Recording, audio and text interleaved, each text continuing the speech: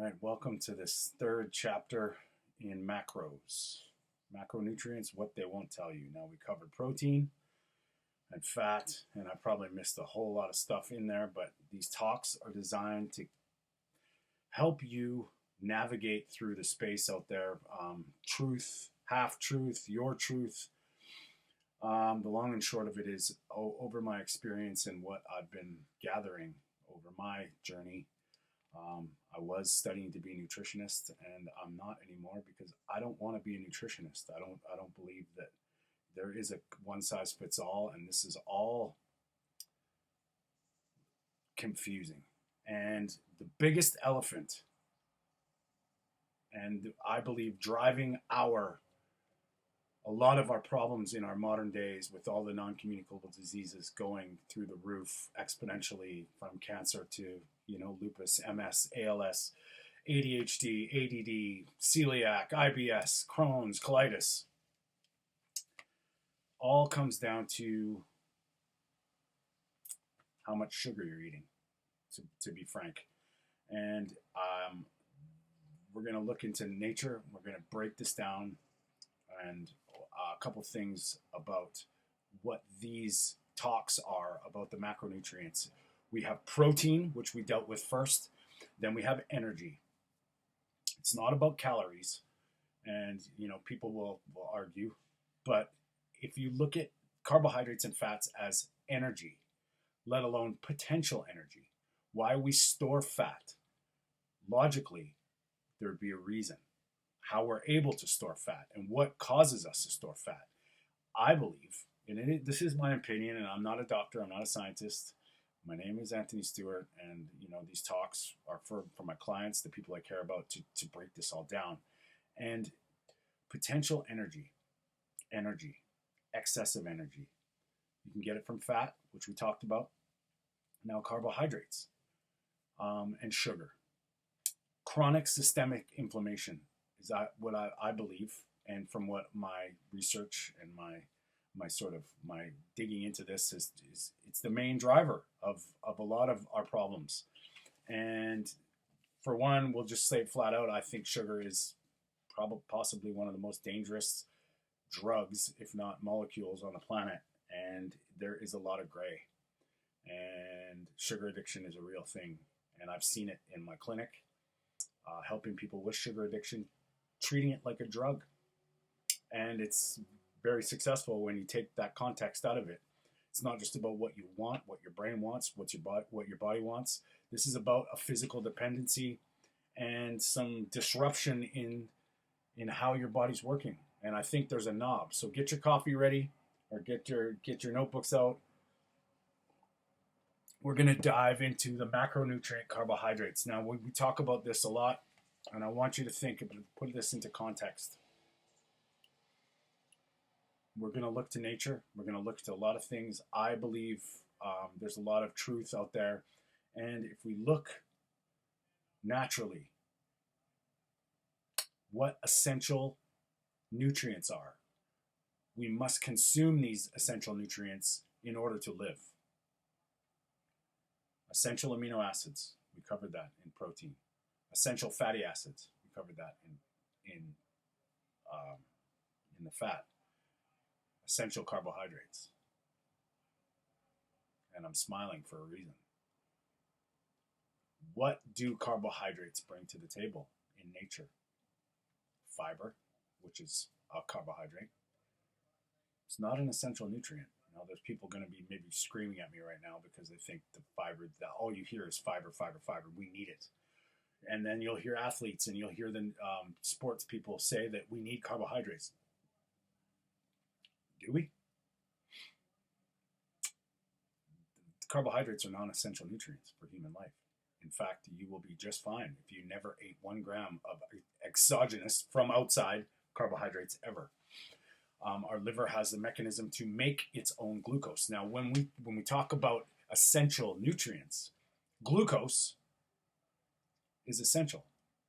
Or sorry, not essential. It's necessary. But we can make it.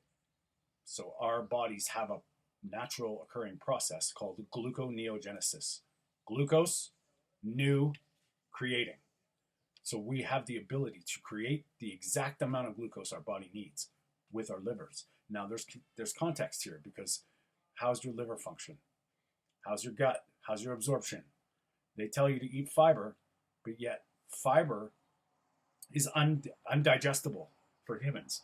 Basically, the bugs eat it, and you can argue if your microbiome needs it or not.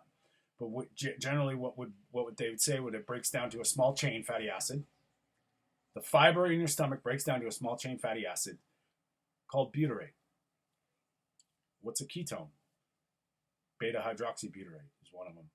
Butyrate, butter. You can get it from butter. So my logic would say, why would I need to digest this fiber when I can get it from butter? So, and this is where a lot of context comes into play, because everybody's going to be a little different in their ability. And where are you starting from? How good is your gut? How strong is your gut? How are your enzymatic production, your stomach acid, your digestion? Everybody's going to be different. And I believe this carbohydrate knob is very contextual. Now, dessert compared to eating carbs all the time.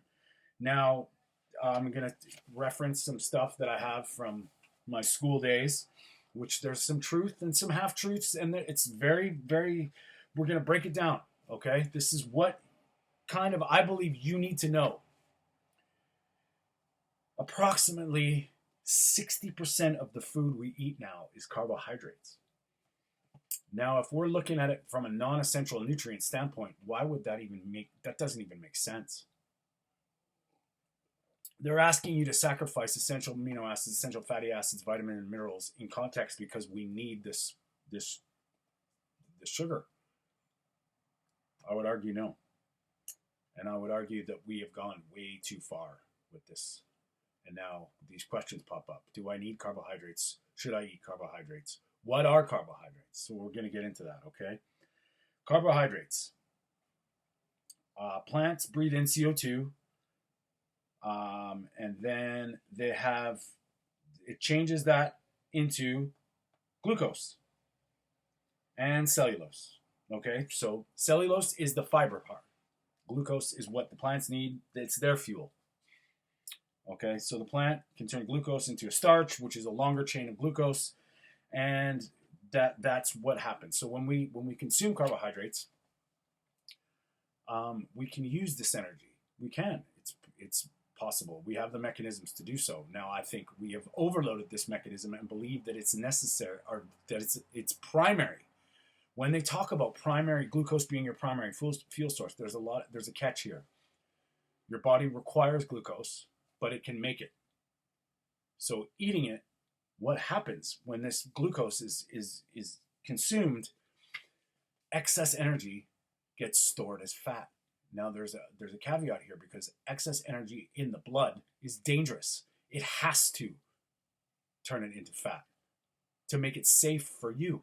So when we have about 4 grams of glucose in our bloodstream at all times, and it's regulated naturally, when we consume it, the blood sugar goes up. We have insulin to push the blood sugar down, bring it back down. What is it doing? It's putting energy into cells. So you could argue fat, body fat, the fat that we store, is excess energy that we can't use for energy. We're the only species on the planet that is overweight and or obese and malnourished at the same time.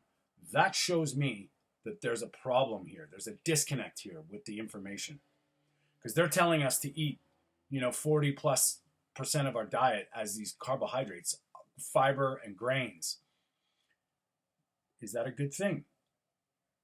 Well, to a diabetic, a type 2 diabetic, because type 1 and type 2 are different, but we're going to focus on type 2, which is usually an acquired lifestyle disease of adulthood that's happening now in kids.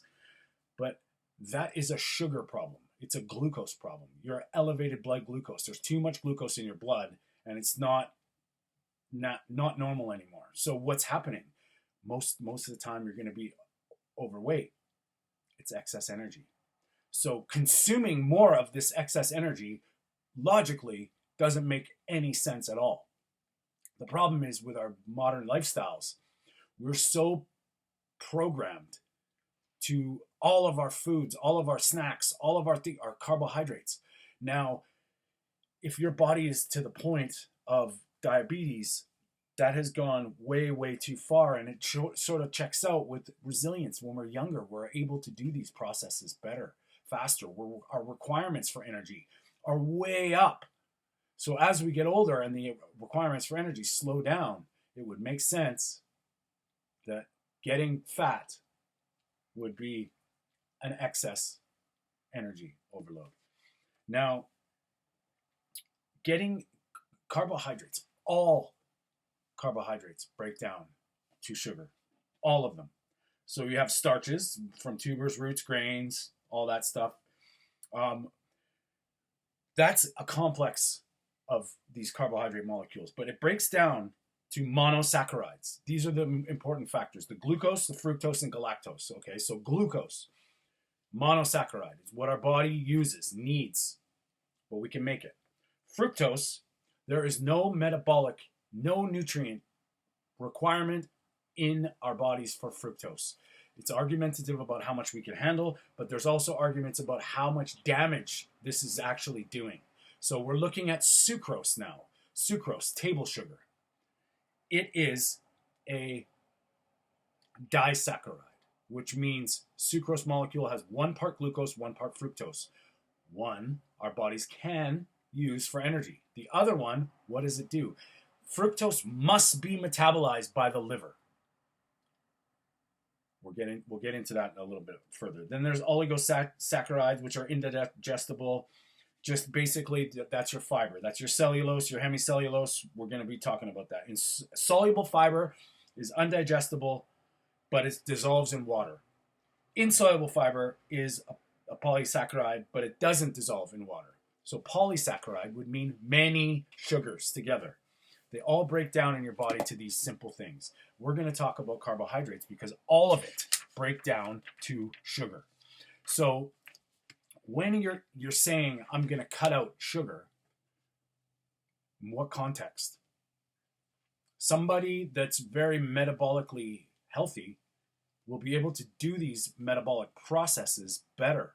Somebody who's lean is going to be different than to somebody who's obese. Now, if we look at this potential energy, why is it that when you consume a high sugar carbohydrate diet, the triglycerides, the fatty acids in your blood rise? That's an indication. When you're eating, just consuming fat, your triglycerides tend to be low. But I thought fat makes you fat. If that's the case, I should be obese because I haven't eaten. I don't eat carbs for the most part, and my triglycerides in my blood are very low. So there is a problem here where we just look at black or white. Now, to a diabetic, eating 6 to 11 servings of grains a day with a broken gut, now a lot of fiber, it's probably not a good thing. Now, to somebody who's got a strong gut, able to metabolize these things, it's all context. But what I will say is elevated blood glucose, anything more than 4 grams of glucose in your blood is toxic to your body, driving inflammation. So we just say cut out the sugar. But where is your body at? Where are you at with your diet? Just for an example, most people wake up and they think breakfast is the most important meal of the day. Wonder where that came from. Could it have been the sugar industry? Or sorry, the cereal industry? John Harvey Kellogg telling you to eat your cornflakes? Why would he do that? Money. So anyway, we'll get to it. So you wake up, you have your bowl of cereal, and you're using skim milk. You have a glass of juice and a piece of fruit. Sugar, sugar, sugar, sugar, sugar. Okay, your body doesn't care. And I'm going to ask you guys to keep an open mind here. This is not, this is completely dietary, nutritionally agnostic. We're just looking at context here. There's no ethics, no religion. I want you to just we're going to look into this very objectively. Really, really dig into this. So, you just had your cereal with milk, fruit juice. all sugar. Then maybe you have a coffee, double, right? Sugar. So then maybe it's lunchtime and you have a sandwich, but you have some fries or chips or something savory, pretzels. Sugar, sugar, sugar. Then for afternoon snack, maybe a granola bar, sugar. Oh, then you go to Jugo Juice and you get one of your beautiful smoothie blends with a bunch of fruit and most likely a bunch of sugar. And now it's time for dinner. So you have pasta. And you have pasta, and that's all sugar. I'm not saying the sugar, what your body's doing with these molecules is breaking down to sugar. Then you have dessert, which is sugar. Maybe an afternoon, maybe a late night or a later evening snack before a couple cookies while you're watching a movie. Sugar. 7 to 8 times a day, you've just put sugar into your blood. Raising the insulin because it's dangerous, it takes the sugar out of your blood. Most of that is breaking down to glucose. Some of that is fructose. The fructose is doing the damage, and it's been proven now, where there's so many things here where your body does not care about what you're feeling. Is it hooked on a drug? Because why else would you be hangry, hungry, craving, emotionally erratic? Because what? Either your blood sugar's high, your blood sugar's low. Maybe it's your body reacting to this hyperglycemia. Where do you stand? It gets so messy here because they tell you the food guidelines, eat 6 to 11 servings of grains. Make sure you're eating breakfast, lunch, and dinner, healthy snacks. But in what context? And if your body is bringing all this glucose to the table, what nutrients is it bringing as well? If there's not an essential carbohydrate, there is no requirements for the sugar except for the glucose that your body can make on its own. Doesn't it make sense that this is completely disconnected from nature? Protein brings essential amino acids to the table, vitamins and minerals. Essential fatty acids, fat-soluble vitamins, brings stuff to the table, nutrition. What does sugar bring? Maybe it's in oatmeal, but then you've got the phytic acid that's an antidote. It blocks the absorption of iron. These are there, and I encourage you to question me. Do your own research about this stuff, because once you start looking really, really closely at this stuff for yourself, for your own health, because it depends on it, you start to see the holes. We've been told for decades that fat makes us fat, to eat a low-fat diet, up your carbohydrates, your heart-healthy grains. Where is your context? Grains are hard to digest. The fiber is a problem. The sugar is pouring into your bloodstream, creating this disconnect with your brain. Now it's needing it because your blood sugar is going haywire. And over time, elevated glucose creates elevated insulin, pushes your blood sugar down. You eat more sugar, it goes up. Insulin gets rent, puts down. You're chasing this glucose roller coaster that is everything but natural. So that's where some people are at. Sugar addiction. Your body is hooked on. It's chasing homeostasis, which means just your natural state, because of elevated insulin. Over time, elevated blood glucose, elevated insulin, becoming insulin resistant, which is another side of this that we're going to get into in another talk. But sugar is like a knob. Carbohydrates are like a knob.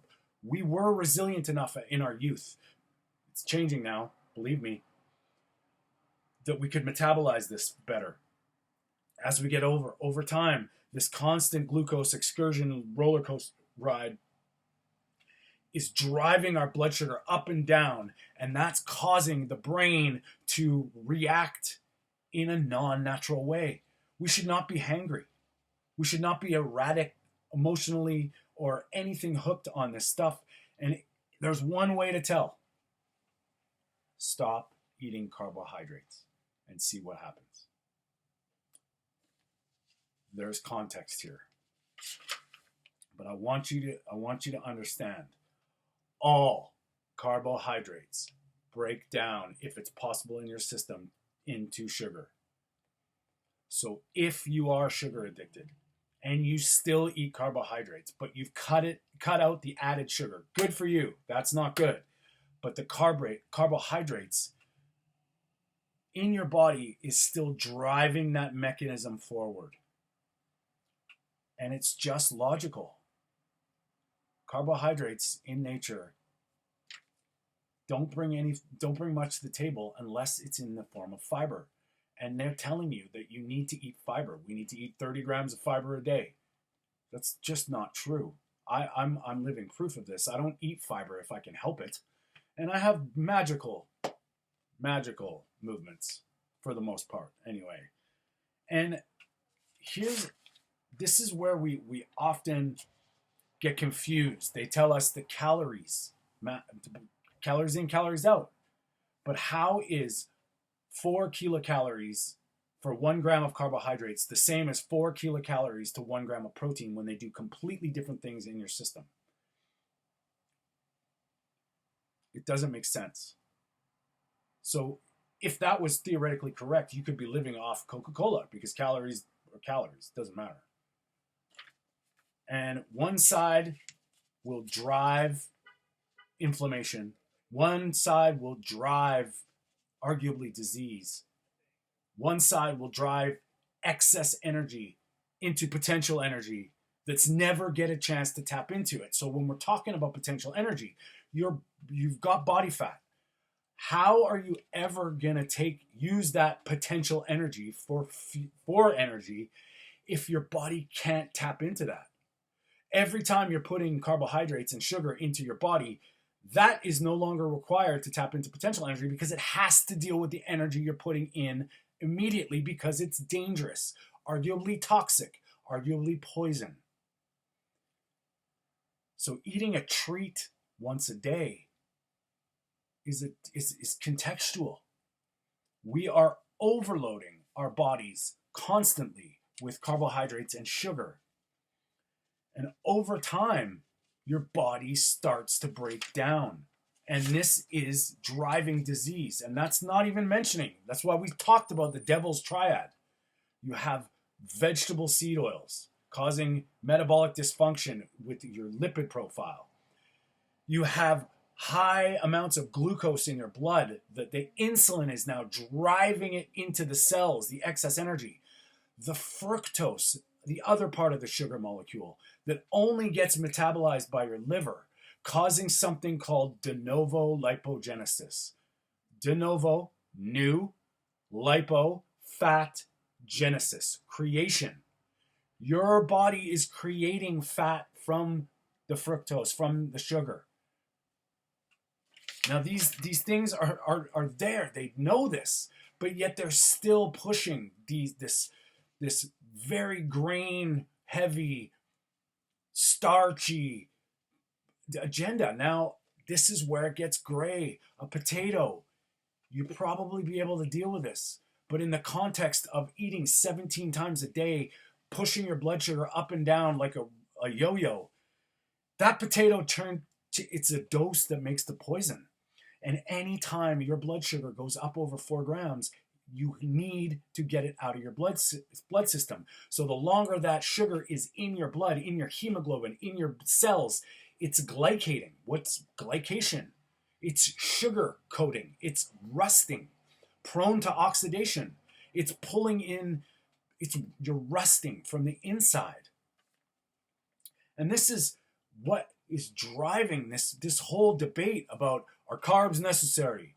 Do you need to eat carbohydrates? But where's your context? If you can just come to grips with the fact that excess sugar in your body will do damage, drive disease, and store as potential energy, when do you get a chance to let your body heal disease? Let your body not be inflamed. Let your body start to use the potential energy. So we have to tap into that. How do you tap into that? You need to train your body how to use fat for energy. And it's not just black or white. Everybody's contexts are different.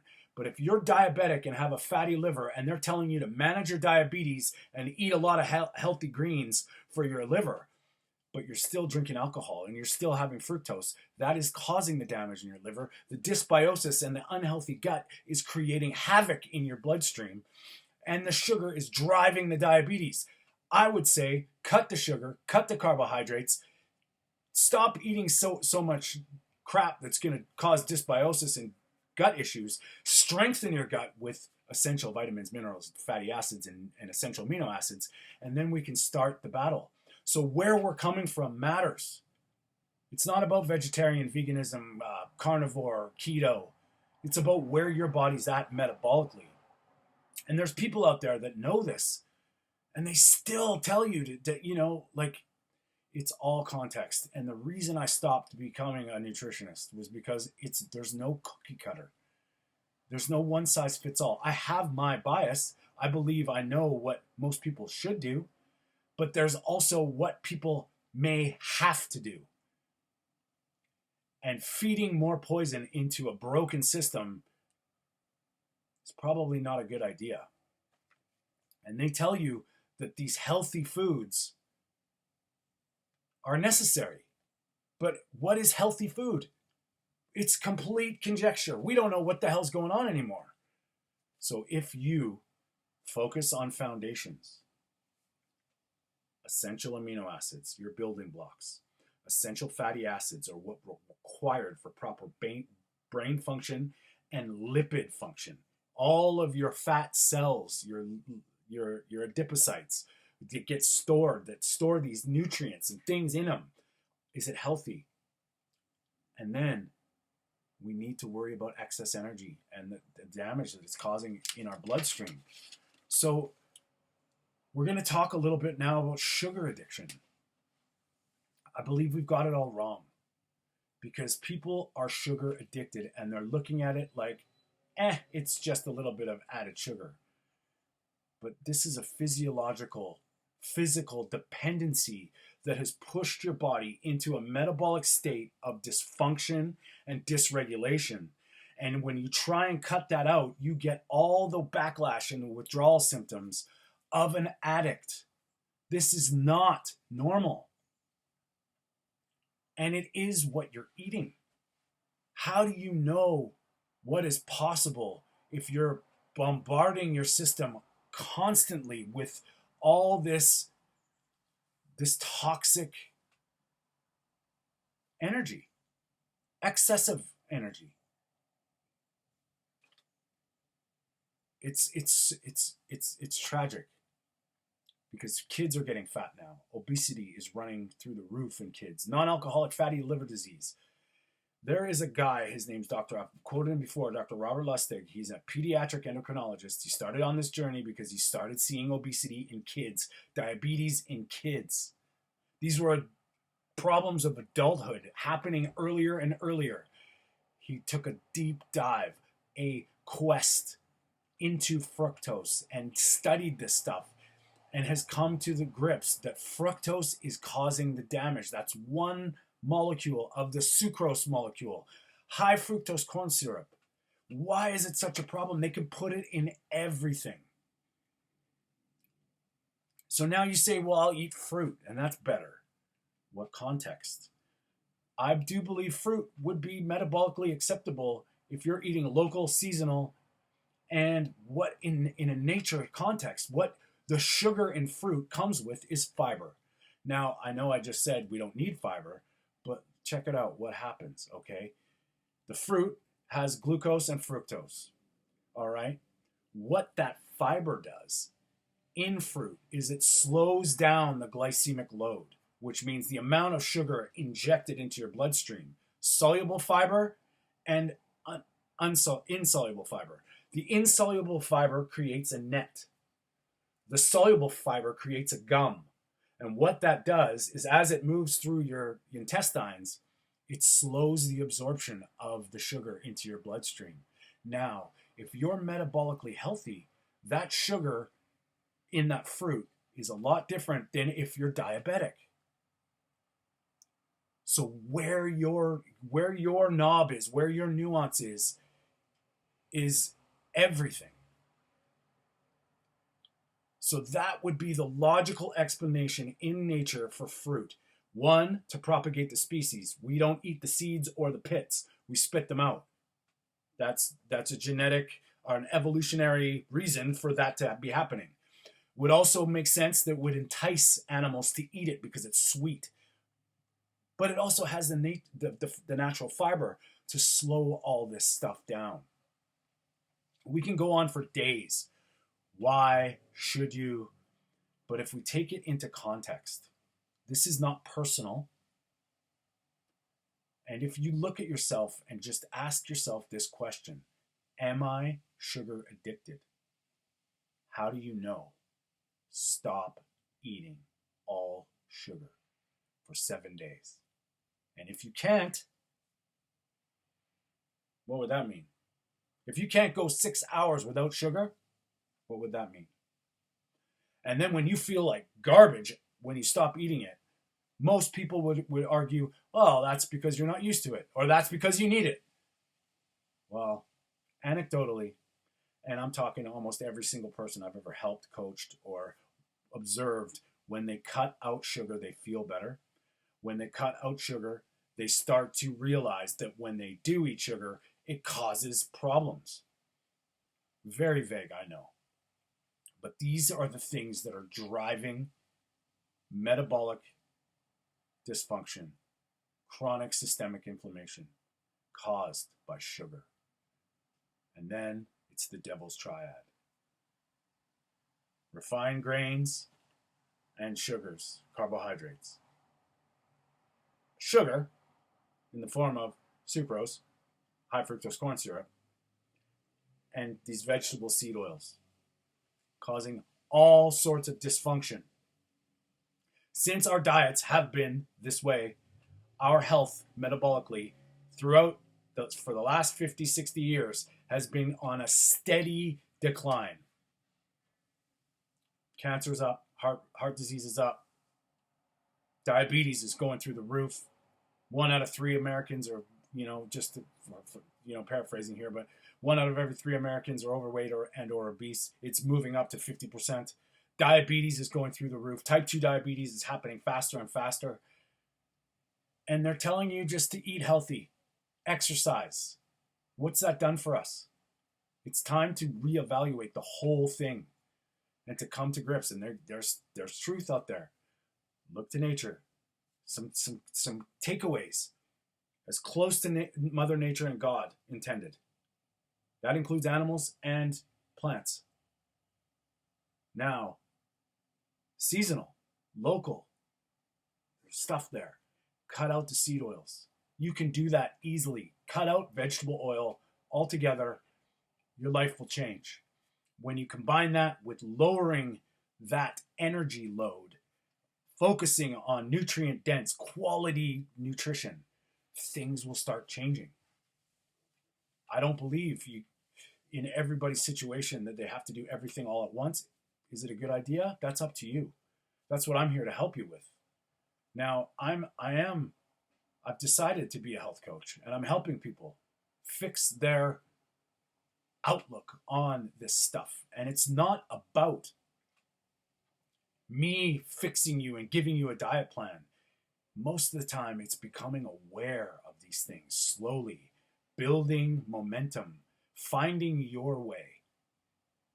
Not speaking in absolutes, but when you focus on foundations, start the process, start eliminating these problematic things, and amazing things can happen. And most of the time, we will have some hiccups and some roadblocks. We'll get pulled back into this stuff, whether it's your life. But look at what we rely on when we need comfort, when we need emotional support, when we need just some short-term relief. We look to poison. We go and gravitate to sugar and carbohydrates for comfort. Why? This is deeper than just is or isn't. And this is the problem with our modern day, is you can go online and you can find every argument why you should or shouldn't do it, but you haven't felt it. And when you start feeling these things, when these things come into your brain, into your awareness, things change. Now, I have my bias. I do things a certain way. I've found what works for me, and that's amazing. That's power. And every one of these little things, just put into your context. And if you need help, please drop me an email, tonystewartcoach. I'll put the link in the description below at gmail.com. And, I'm doing talks now and helping people stepping into the light. Years, decades shrouded with darkness. And I'm not a scientist. I'm looking at this from a logical, rational, human perspective. And everybody has context and nuance. And you're going to have to do the work. The worse you are, the more unhealthy you are, most likely the more work you're going to have to do. And you have to have a choice here. You can choose to do what they say. You can choose to be medicated for the rest of your life. You can choose to just start to wither away and die slowly. Or you can start implementing certain practices, protocols, and the way forward is to get the power back. We know what's bad for us, but they tell us that what is good is actually maybe causing you serious damage. The choice is yours, whether you want to call it red pill, blue pill. These workshops are designed to get you thinking. And I hope you question me. Question the shit out of me. Look into it for yourself. The truth is hidden. And some of this shit doesn't make sense. If we look to nature, if we look to history, if we look to anthropology, if we look to biology, if we look to biochemistry, physiology, all of it, step outside it and take a look at it. A lot of things scream at you. A lot of things won't make sense, which is what drives me forward. I looked at nutrition school, I looked at all this information, and they're telling you this and that, but yet don't do this and that. It doesn't make sense. Since I have done everything almost in opposite, flipped that food pyramid upside down and done my own thing, I've resolved disease. I've helped people resolve impossible things. It's all possible. And if you need help, I'm here. Thanks for listening. And if you have further questions, we're going to continue these workshops. Obviously, the next one, we're going to talk about insulin. We're going to get into the other side of carbohydrates, which is insulin. And then we're going to get into another one is cholesterol, which is once your mind is open to this, you will be blown away at the possibilities and your context. It's wild. So thank you for your time. We'll see you in the next one.